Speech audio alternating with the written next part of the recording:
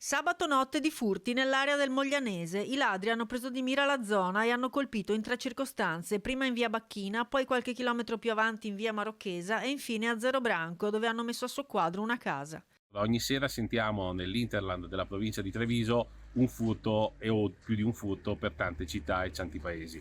Non abbiamo neanche più la sicurezza di mettere le ultime cose che abbiamo ancora in casa in cassaforte, perché abbiamo visto situazioni dove hanno usato piccone, dove hanno usato martelli, mazze e dove hanno usato anche flessibili. Quindi ormai anche lì abbiamo la paura di tenere anche le poche cose nelle casseforti. Dobbiamo assolutamente iniziare a denunciare i furti, i tentati furti e qualsiasi cosa.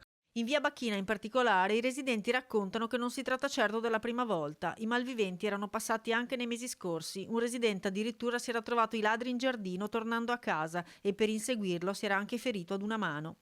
Christian Demma dell'associazione Furti in Corso si raccomanda non solo di denunciare sul web avvisando i residenti nei vari gruppi, cosa che succede ormai molto di frequente, ma anche di avvisare le forze dell'ordine, senza paura.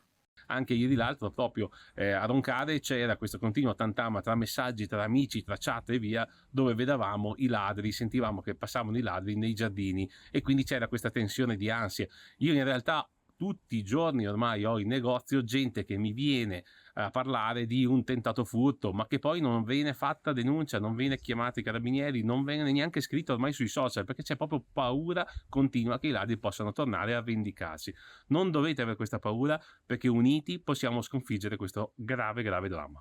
E anche chi non ha la possibilità di recarsi per problemi di salute presso una stazione dei carabinieri è tutelato perché le forze dell'ordine possono venire direttamente a casa a raccogliere il verbale. Abbiamo avuto anche l'ok nella giornata e nella convention di Furti in Corso dal questore e dal comandante provinciale dei carabinieri che in tantissimi casi dove le signore un po' più anziane, le famiglie un po' più anziane non hanno modo di recarsi negli uffici a sporgere querela di parte, possono chiamare e far venire una pattuglia a casa.